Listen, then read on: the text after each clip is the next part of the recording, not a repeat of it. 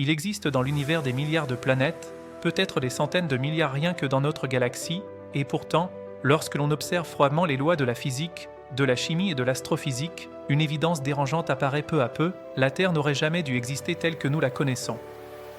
Non pas parce que l'univers est hostile à la matière, mais parce que les conditions nécessaires à l'apparition et au maintien de la vie sont si précises, si étroitement ajustées, que le moindre écart aurait suffi à condamner cette planète à un destin stérile. Lorsque nous levons les yeux vers le ciel, nous voyons une planète familière, accueillante, presque banale. Mais cette impression est trompeuse. La Terre est tout sauf ordinaire. Elle est une anomalie cosmique. Pour comprendre cela, il faut d'abord se défaire d'une illusion profondément ancrée dans notre esprit, celle que l'univers serait naturellement fait pour accueillir la vie. En réalité, l'univers est un environnement extrême, dominé par le vide, le froid, les radiations, les explosions stellaires et les forces gravitationnelles brutales.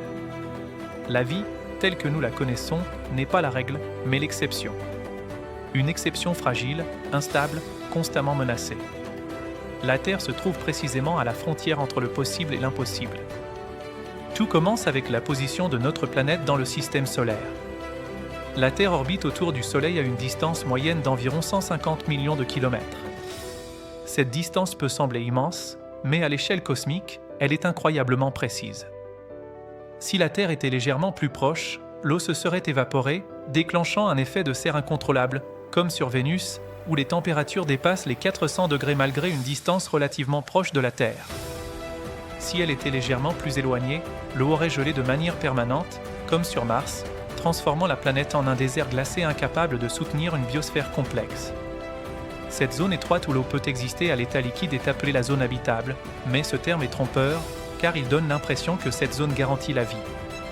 En réalité, elle ne fait qu'en ouvrir la possibilité. La Terre n'est pas seulement bien placée, elle possède également une masse et une gravité remarquablement équilibrées. Sa gravité est suffisamment forte pour retenir une atmosphère dense, mais pas au point d'écraser la surface sous une pression écrasante. Trop faible, et les gaz se seraient échappés dans l'espace, comme cela s'est produit sur Mars. Trop forte, et l'atmosphère serait devenue toxique, riche en hydrogène et en hélium, rendant toute respiration impossible. Cette gravité influence aussi la taille de la planète, la tectonique des plaques, la circulation interne de la chaleur et même la stabilité climatique à long terme. La Terre possède un noyau métallique actif, composé principalement de fer et de nickel, qui tourne et génère un champ magnétique puissant. Ce champ magnétique joue un rôle absolument fondamental. Il agit comme un bouclier invisible contre le vent solaire, un flux constant de particules chargées émises par le Soleil. Sans ce bouclier, ces particules arracheraient progressivement l'atmosphère, détruisant la couche d'ozone, exposant la surface aux radiations mortelles et faisant disparaître l'eau liquide. Mars, encore une fois, nous offre un exemple tragique de ce scénario. Autrefois dotée d'eau et peut-être d'une atmosphère plus épaisse, elle a perdu son champ magnétique, puis son atmosphère, et enfin toute possibilité de vie complexe. Mais même ce champ magnétique n'aurait pas suffi sans une autre caractéristique étonnante de la Terre, la tectonique des plaques. La surface de notre planète est divisée en plaques qui se déplacent lentement sur le manteau terrestre. Ce mouvement recycle le carbone, régule la température globale et empêche l'atmosphère de devenir soit trop riche en gaz à effet de serre, soit trop pauvre pour retenir la chaleur. Sans cette dynamique interne, la Terre aurait suivi le même chemin que Vénus ou Mars. Or, la tectonique des plaques dépend d'un équilibre très délicat entre la chaleur interne, la composition chimique et la présence d'eau. Supprime un seul de ces éléments et tout le système s'effondre. La présence de la Lune ajoute un autre niveau d'improbabilité. Issue d'une collision gigantesque entre la Terre primitive et un corps de la taille de Mars, la Lune stabilise l'inclinaison de l'axe terrestre. Cette inclinaison est responsable des saisons, mais surtout de leur relative stabilité sur des millions d'années. Sans la Lune, l'axe de la Terre varierait de manière chaotique, provoquant des changements climatiques extrêmes, rendant l'évolution biologique extrêmement difficile. Peu de planètes connues possèdent un satellite aussi massif par rapport à leur taille. Là encore, la Terre semble avoir bénéficié d'un événement exceptionnel qui aurait tout aussi bien pu la détruire. L'atmosphère terrestre, quant à elle, est une véritable énigme chimique. Composée majoritairement d'azote et d'oxygène, elle est étonnamment stable. L'oxygène libre, en particulier, est un gaz hautement réactif qui n'aurait jamais dû s'accumuler naturellement sans être consommé. Sa présence massive est le résultat direct de l'activité biologique, notamment celle des cyanobactéries primitives qui ont modifié radicalement la composition de l'atmosphère il y a plus de 2 milliards d'années.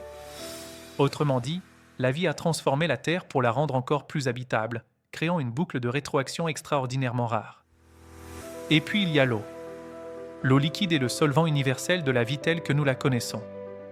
Elle permet les réactions chimiques complexes, transporte les nutriments, régule la température et façonne les paysages. Pourtant, l'origine de l'eau terrestre reste partiellement mystérieuse. Une partie provient probablement des comètes et des astéroïdes riches en glace, bombardant la Terre primitive pendant des millions d'années. Mais ce processus aurait pu ne jamais se produire ou se produire différemment. Trop peu d'eau et la vie aurait été limitée ou inexistante.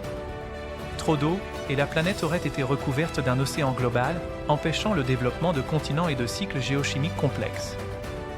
Lorsque l'on rassemble tous ces éléments, une conclusion dérangeante s'impose, la Terre n'est pas simplement rare, elle est statistiquement improbable. Chaque paramètre semble finement ajusté, non pas pour la vie en général, mais pour une vie complexe, durable et capable d'évoluer jusqu'à la conscience. Certains scientifiques expliquent cela par le principe anthropique, selon lequel nous observons un univers compatible avec notre existence parce que nous ne pourrions pas observer autre chose. D'autres envisagent l'existence d'un multivers, où d'innombrables univers aux lois légèrement différentes existeraient et où la Terre ne serait qu'un tirage chanceux parmi une infinité d'échecs. Mais même si d'autres planètes semblables existent ailleurs, cela ne diminue en rien la fragilité de la nôtre. La Terre n'est pas seulement improbable, elle est vulnérable. Son équilibre peut être rompu. Son climat peut basculer. Sa biosphère peut s'effondrer. L'histoire de la planète est jalonnée d'extinctions massives, de bouleversements climatiques et de crises biologiques. La vie a survécu, mais jamais sans perte colossale. Et c'est là que la question devient profondément humaine. Si la Terre est une planète presque impossible, si notre existence repose sur une suite d'événements incroyablement improbables, alors quelle responsabilité avons-nous envers ce monde ? Sommes-nous simplement des passagers temporaires d'une anomalie cosmique ou les gardiens conscients d'un équilibre rare dans l'univers ?